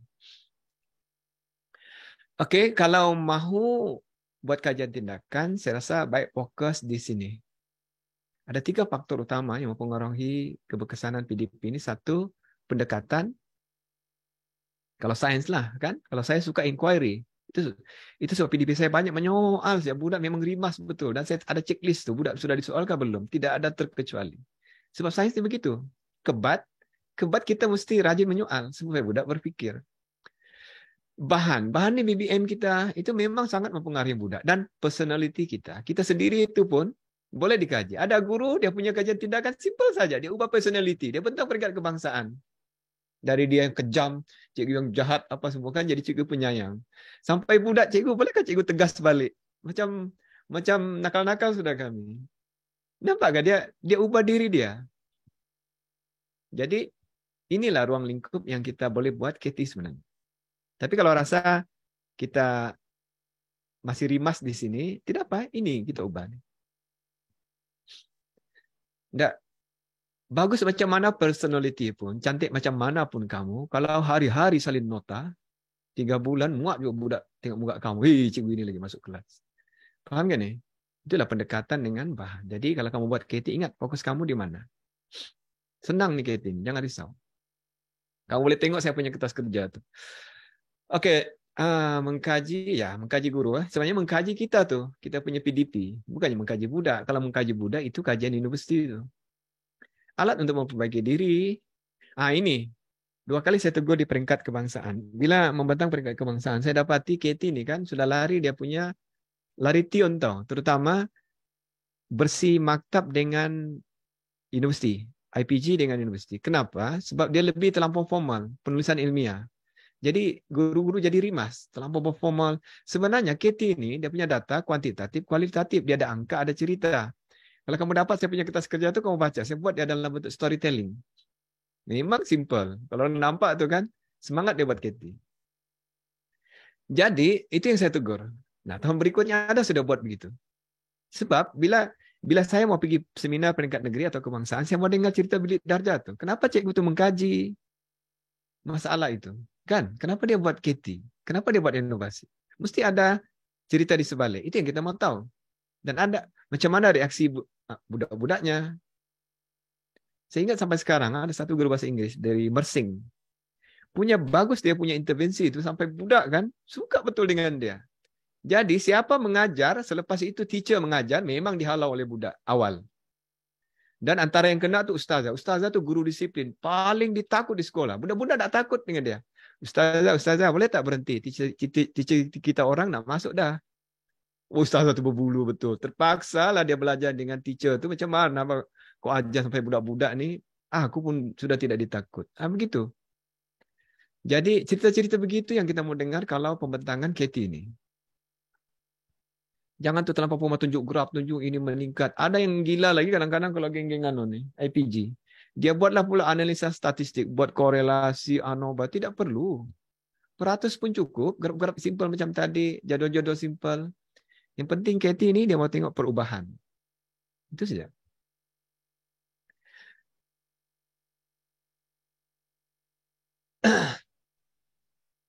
Nah ini. Kalau kita tidak mau berubah, kita tidak mau ubah PDP, jangan kamu buat KT. Please, jangan. Menyusahkan kamu nanti. Tapi kalau kamu sudah ada kesediaan, kamu rasa ya bagus juga tahu rupanya. Saya mau ubah, sudah saya punya style ini.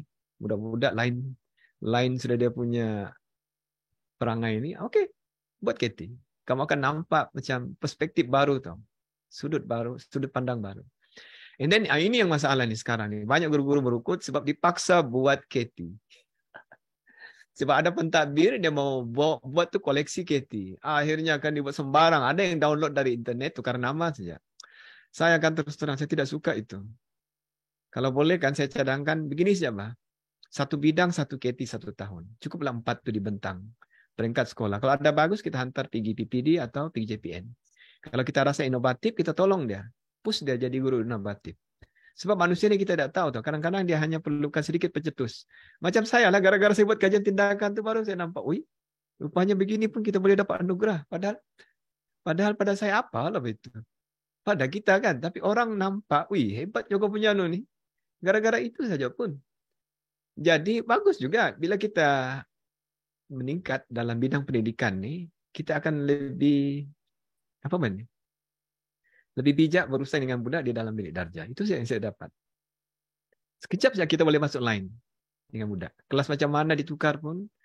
Dan yang jahat kalau kita ditukar, budak itu akan membanding. Dia akan datang tuh cari kita balik. Ada yang budak sampai jumpa pengetua buat protes. Itu saya beritahu buat jodoh itu jangan. Saya mesti sistem carry. Saya akan bawa budak itu dari form 4 ke form 5. Jangan bagi saya bidang terjun. Oke, dan saya nampak ini berhasil. Maknanya kita boleh selesaikan masalah masalah keciciran ini di peringkat mikro, peringkat sekolah, peringkat bilik darjah. Jangan kita menunggu kementerian mengubah kurikulum, kasih ringan, itu kita tidak tahu bila. Kurikulum ini kalau ikut dia punya pusingan 10 tahun. Oke, jadi intervensi itu bergantung kepada diagnosis. Kalau diagnostiknya betul, intervensinya itu insya Allah betul tuh. And then, macam saya cakap tadi lah, kalau kita mau buat diagnostik, pastikan kita sudah tahu dia punya simptom, tanda-tanda penyakit itu. Itu yang kita pulun. Oke, ini keciciran. Jadi saya bilang, bila disebut keciciran ini, yang selalu dalam kepala kita ialah budak tak hadir ke sekolah. Itu pada saya keciciran klasik. Dan itu oke juga, tapi dia punya impact kurang. Sebab ada masalah yang kita tidak boleh ubah. Yang kita tidak boleh tangani. Saya lebih risau dengan keciciran akademik. Kesian, budak tu datang ke sekolah, sebenarnya dia minat masuk sekolah, dia minat dengan kita, tapi sayang, dia left behind. Terlampau banyak dia punya ketidakmahiran, ketidaktahuan, menyebabkan dia tidak boleh mengikuti unit pembelajaran seterusnya. Dia panggil kan saya pernah tengok satu kajian oleh sekretariat di US, dia punya kajian simple saja. A-day learning. Jadi, dia masuk bilik darjah. Rupanya budak-budak ni kan, oleh kerana dia suka kita, dia tahu kita sangat bagus, walaupun kita tegas, dia menunjukkan yang dia tu macam belajar untuk menghargai kita, to please teacher. Maknanya, faham tak? Maknanya dia ada keinginan, cuma dia tahu dia tidak boleh ikut sudah. Kesian bawa budak-budak begini. Pada akulah. Saya sudah lama mengajar budak kelas 7 dan apa juga saya boleh buat? Saya dapat budak menengah atas. Tidak banyak yang kita boleh buat. Jadi mau tidak mau kita kena settlekan ini ya. Sekadar yang kita mampu lah. Itu sebabnya macam saya bilang, takkanlah benda ni kita biarkan berlarutan sampai kiamat kan. Takkanlah kita mau tunggu JPN atau KPM membuat intervensi khas, modul khas kan, diagnostik khas untuk isu keciciran akademik. Selagi kita boleh buat, kita buatlah. Dan banyak guru ni pula, saya tak suka ni, dia suka menyalahkan dosa pelajar. Budak tu sudahlah tercicir, disalahkan lagi. Kan? Dosanya masa lalu, masa sekolah rendah tu biarlah. Sekarang ni kita fikirlah macam mana kita mau tolong dia. At least. Sekurang-kurangnya. Sebab bila bersebut keciciran akademik, ni saya tengok yang lebih ni BM. Kan? BM ada dia punya problem, budak diajar sampai pandai membaca. Tapi kadang-kadang setengah-setengah pentadbir ni dia tidak faham. Bila budak tu pandai membaca, dia pergi ditembak pula kenapa dia gagal SPM. Bila budak pandai membaca, dia baru kuasai bahasa prasekolah dan tahap 1. Dia kena lagi belajar membina ayat, memahami petikan.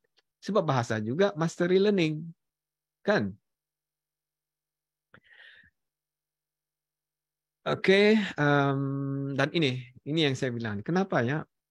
Macam saya tidak nampak dia punya ripple, dia punya gelombang, dia punya isu keciciran akademik ini dianggap penting.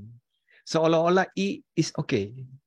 E itu dia tak boleh ke mana-mana pun. Dia tercicir tu. Oke, jadi cadangan saya kalau bolehlah. Itu sebab ada juga kawan di PPD, saya pun bagi cadangan. Saya bilang antaranya kita pikirkan macam mana kita sediakan modul pengetahuan asas. Saya sudah buat lama tu. Sangat penting. Maknanya budak kan, at least ada benda dia bawa dari tingkatan 2 dia bawa ke tingkatan 3, ada something dia bawa. Nanti dia naik form 4 ada benda dia bawa. Okey. Kita ni selalu bincang soal lulus gagal saja. Tapi yang masalah Di bilik darjah tidak paham masa cikgu mengajar tu kita tidak berapa hiraukan sangat. Oke, ini saya sudah sebut tadi, jangan kita anggap kelas tambahan dan latih tubuh itu ialah panadol untuk semua masalah pembelajaran. Buang kita punya persepsi ini. Saya anti kelas tambahan, tapi saya tidak buat kelas tambahan. Saya ingat lagi ada satu guru cemerlang, Jusasi, dia punya ceramah itu saja. Kenapa saya tak perlu buat kelas tambahan? Dan orang heran, kenapa kami tidak buat kelas tambahan? Saya bilang, kalau budak sains teraskan, di kelas tu pun saya boleh bincang soalan SPM dalam 4 set lah. 3-4 set. Jadi saya rasa itu sudah lebih dari mencukupi kan. Pandai-pandai bagi kita atur. Dia, kalau guru yang hebat nih, yang cemerlang nih dia panggil, kalau orang putih dia ada kemampuan menukar gear tau. Dia tahu di mana dia patut laju, di mana dia patut perlahan. Oke, kalau boleh peringkat sekolah kita adakan nih. Macam di sekolah saya cadangkan lah, saya tidak tahulah ada orang setuju ke tidak. Oke, masuk budak form 1 kita diagnose. Dia punya perpuluhan, dia punya pecahan, peratus, nisbah, apa lagi? Darab, bahagi. Kalau ada penyakit, katakanlah kita intervene. Kita buat intervensi dalam 2 bulan kah, sebulan kah begitu. Baru masuk di SKP form 1. Kan? Sekurang-kurangnya sebelum masuk di SKP form 1, ada sudah benda dia master. Basic Mathematics. Kan? Itu kita boleh buat tuh dan tidaklah menjadi kesalahan. Pengalaman saya kalau di ini banyak sekolah-sekolah yang macam mana? Mau dikata itu dia sampai dia orang menanya, tak salahkah kalau kami tak ikut huraian sukatan di SKP? Ada dia orang skip tau. Ada satu sekolah tu dia punya modul, dia panggil modul C. Maknanya budak kalau kuasa itu confirm dapat C. Betul pun budaknya dapat C. Dan dia berjaya buktikan. Tapi dia skip. Dia bagi matematik yang ada objek. Kalau dululah pelandang akan set. And then statistik. Benda-benda yang abstrak tu dia tidak ajar sudah. Dia skip. Tapi bilang BPK, cuma jangan viral je lah. Maknanya, okey bah. Dipanggil off curriculum. Kita di luar kurikulum. Kadang nih kita nih setengah-setengah pentadbir dia terlampau rigid tuh, terlampau ulat buku, terlampau lurus. Semualah tidak boleh. Akhirnya masalah tuh begitu sejak 8 tahun. Kenapa kita tidak buat sedikit kelainan? Kan? Niat kita itu bagus menyelesaikan masalah. Ini saya cadangkan peringkat daerah, saya tidak tahu. SIST ada respon, macam okey juga dia bilang, cuma menunggu masalah. Modul dan ujian pengetahuan asas. Budak bio saya buat ini. Dia orang kan generasi PDPR. Saya tengok teruk betul. The worst ever. Paling teruk saya pernah dapat. Jadi saya fikir apalah guna saya bincang soalan-soalan SPM tahun lepas kalau istilah, fungsi apa semua pun sudah tidak hafal. Jadi saya buatlah ini. Paksa hafal. Dia buat ujian. Dia gagal. Hukum ulang salin. Sampai kalau bawah 10 markah saya hukum 3 kali ulang. Akhirnya ada yang melompat 6 tangga. Dari D pergi A. Bagus untuk budak pandai, bagus juga untuk budak lemah. Nah, selamatlah saya, masih juga 100%. Oke, itu sahaja dari saya. Kalau ada kekurangan, minta maaf banyak-banyak. Kadang-kadang saya punya, kalau saya membentang begitulah tuh, biarlah di peringkat kebangsaan, saya lebih suka bersahaja. Saya tidak suka bahasa yang terlampau formal. Boleh sebenarnya bahasa formal.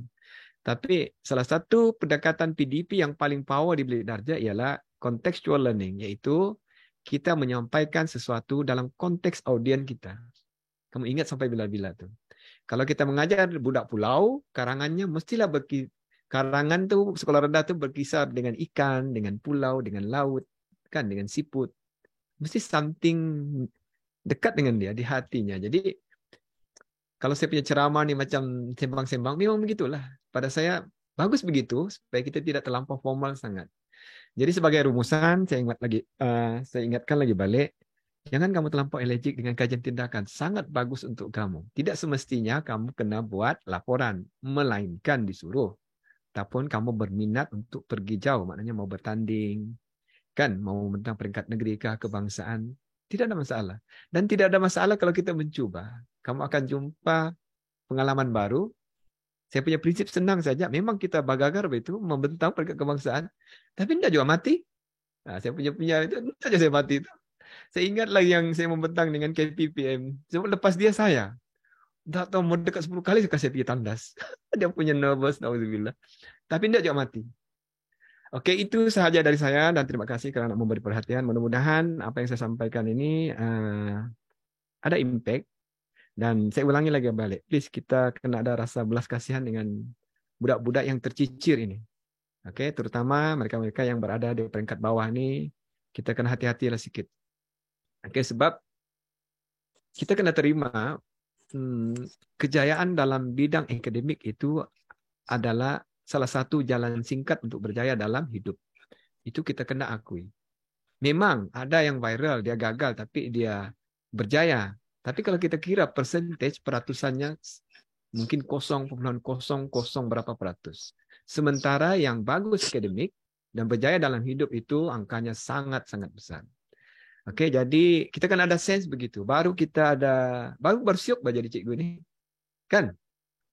So kita ada objektif, kita mau nampak benda itu berubah depan mata. Saya suka itu saja tuh. Kan? Jadi perkara pertama kita yang kena berubah. Oke, itu sahaja dari saya. Sekian, terima kasih. Assalamualaikum. Terima kasih, Cikgu Al-Mumin. Ada beberapa soalan daripada banyak penonton. Ada beberapa. Salah satu daripada Zarinah Ishak. Dia tanya, apa pendapat Tuan? Kejar habiskan silibus tapi murid tercicir akademik kerana apabila diberikan soalan mereka tidak tahu memberi jawapan.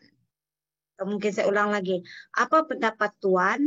Kejar habiskan silibus tapi murid tercicir akademik. Kerana apabila diberi soalan, mereka tidak tahu untuk memberi jawapan. Nah, itu soalan dia. Apa pendapat Cikgu Al-Mumin lah? Oke, itu sebabnya kadang-kadang kan macam saya bersyukur lah. Hampir 3 bahagian utama kementerian itu saya sempat duduk. Sebenarnya pernah dipanggil oleh BTP dengan buku teks saya tidak mau. Oke, itu soalan yang paling selalu tanya masa saya bagi kursus kurikulum. Kan, sebab kami mempromosi active learning, pembelajaran aktif. Di situlah ada contextual, inquiry. Saya senang begini, saya 50-50. Saya buat active learning, tapi dalam masa yang sama, dalam kepala saya budak itu akan exam. Kan? Jadi benda ini tarik tali tau. Main tarik tali. Cuma begini, Pak. Kita kena buat PDP kita tuh supaya dia cepat habis dan kita ada space untuk ulang kaji. Begini, kalau buat soalan tuh kan macam saya bilang lah. Kalau buat soalan, saya ada modul PDP, tapi saya bagi sebagian satu dengan guru bio dengan sains. Soalan itu memang saya buat soalan diagnostik, soalan cari gaduh, Bah. Kalau orang Sabah bilang soalan cari gaduh. Maknanya bila budak tu buat kan dia form 4 baru juga belajar bio, baru bab 1, bab 2 nampak sudah penyakit. Kan? Sudah keluar penyakit. Jadi kalau boleh besok-besok kalau kita buat soalan cari soalan begitu. Jadi bila kita urus penyakitnya awal, kurang-kurang budak tu sedar, kan? Jadi kita sudah ubat di awal tau. Kadang-kadang kita lamsam dia. Kan? Tunggu exam tu baru di situ kita membebel. Kan? Sudah 5 bulan tuh penyakit berlarutan, sudah jadi bara, baru kita betulkan. Kalau boleh awal-awal tuh, itu sebabnya bina item itu penting. Jadi masa memilih item, please, kita tidaklah juga buat dari kosong, kan? Tapi buat soalan tuh kan yang kita tahu budak kita kalau dia jawab, ini memang dia gagal. Memang dia tidak boleh jawab. Nah, itu yang bagus tuh, soalan diagnostik tuh. Jadi penyakit tuh awal kita kesan dan awal kita sembuhkan. Amalkan yang begitu. Lama-lama kamu terror tuh. Jadi macam saya tidak ada masalah tuh. Habiskan silibus, confirm dia akan habis. Dan kita tahu mana di mana kita kena pakai gear 5, gear 4, gear 1. Gitu. Dan kadang-kadang kalau saya mengajar kelas ujung kan, masuk tajuk, nanti kadar tindak balas kimia. Memang saya tahu dia tidak boleh buat. Tapi saya buat juga dia punya eksperimen. Tapi eksperimen mudah lah mungkin. Melarutkan gula kan. Larutkan gula dalam air sejuk dengan air panas. Dia kira cukup dia tahu bahwa kadar itu sesuatu nilai dibagi dengan massa. Maknanya saya tidaklah bazalim. Kan? Sebab dia dalam kelas tuh, walaupun kelas ujung, biasa ada 3 orang, 5 orang yang boleh lulus, boleh belajar. Jadi kalau saya skip, seolah-olah saya menafikan hak yang 5 orang tuh. Saya ajar juga, tapi saya tidaklah terlampau memberi penekanan. Kadang guru nih, yang penting kita punya kebijaksanaan tuh, Bah. Kalau kita tahu budak majoriti tak boleh bawa, tak payah kita ulang. Kan? biarkanlah berlalu. Yang berlalu, biarkan berlalu. Kalau budak kelas ujung kan, saya cakap tuh. Kalau saya suruh ulang, saya suka tukar. Saya pakai YouTube lah kadang-kadang. Kadang hands on. Kalau masih juga tidak paham, nah macam biasa, apa juga ajar. Membalas orang tuh, buat paham. Sebab memang dia tidak boleh. Kalau tidak balas tuh kan, kalau kamu tengok, budak kimia punya kira keturunan graf, saya bilang mampus. Jadi, itu saya bilang, kita mengajar nih, kita kena reflect tau. Saya kalau dalam di kelas tuh kan, itu pentingnya refleksi nih. Dalam kelas tuh saya monitor tau. Saya boleh reflect. Saya akan tweak, adjust. Jadi bila saya tukar-tukar kaidah di dalam kelas, disitulah kita jumpa benda inovatif. Mesti kita ada pemikiran. Dia panggil lateral thinking. Dia cepat melompat. Kalau vertikal nih, dia satu, tapi dia makin dalam, makin dalam. Kalau lateral nih, dia cepat berpindah-pindah. Budak tidak paham kaidah ini, tukar. Tidak paham ini, tukar. Tidak paham gambar ini, kita gambar lain. Tidak paham video ini, video lain. Bila kamu ada pemikiran begitu, memang tidak lama kamu akan jadi orang-orang yang inovatif. Dan siuk, seronok. Mestilah kita try and error kan. Nanti kita tahu tuh, sampai satu masa kita tahu pendekatan itu wajar dijumutkan. Even soalan pun. Soalan kita yang 5 tahun lepas, Allah. Maknanya kita nih kan, itu bagusnya kalau kita jadi cikgu begitu. Dia tidak penat. Cuma kita jadi kita jadi bijaksana. Jadi kita jadi seronok mengajar. Kita seronok jadi cikgu. Kan? So kita boleh cope dengan yang jadi masalah nih, bila kita sering menyalahkan masalah. Itu yang jadi masalah. Akhirnya kita ditelan oleh masalah. Lemas dalam lautan masalah. Jangan, kita ini orang berpendidikan. Kita penyampai ilmu. Tidak boleh kita tunduk. Itu selalu kita guru perempuan. Apapun kamu kena menang dengan budak di dalam kelas. Carilah macam mana caranya. Mesti kita menang. Kan? Jangan jahat. Jangan kejam. Tegas ya. Kadang ada setengah cikgu ini jahat. Jahat betul. Kejam betul. Kenapa ya? Tegas saja. Macam saya oke dengan budak. Budak tahu saya bagus. Tapi kalau saya menjeling, diam dia orang tuh. Kalau lama saya diam, dia orang diam. Oke, jadi yang soalan tadi itu kita kena pandai mental tali. Kita kena pandai tukar gear. Jangan terlampau otomatis. Jalan macam begitu. Terima kasih. Ada lagi juga? Mungkin ada. Oke. Terima kasih atas perkongsian Cikgu Al-Mumin tadi. Semoga perkongsian tadi banyak memberikan kita manfaat. Terima kasih sekali lagi kepada Cikgu. Cikgu idol saya, Cikgu yang memberi inspirasi kepada saya menjadi seorang guru yang pernah mengajar saya biologi, Cikgu. Sekarang saya guru biologi. Tahania, kau kena jadi bertanding kau inovasi, baru boleh lawan Cikgu. Senang je tu. Senang je tu. Bagi Cikgu lah. Tapi terima kasih Cikgu Mumin atas perkongsian tadi. Terima kasih banyak-banyak dan kepada semua rakan guru. Mohon semua rakan guru agar mengisi maklum balas dan juga kehadiran melalui link yang telah dikongsikan tadi. Tuan-tuan dan puan-puan, para rakan guru, untuk makluman sekali lagi, kita akan adakan sesi perkongsian ini pada setiap hari Kamis pada jam 3 hingga 4:30 petang. Untuk makluman awal para rakan guru, minggu hadapan sesi perkongsian siri ke-36. Poster dia belum ada lagi tapi akan dihebahkan tidak lama lagi. Dan untuk rakan guru, hari ini kita sudah selesai dengan kita punya sesi CDL kita pada hari ini, dan kita jumpa lagi pada sesi minggu depan dengan tajuk yang lebih menarik.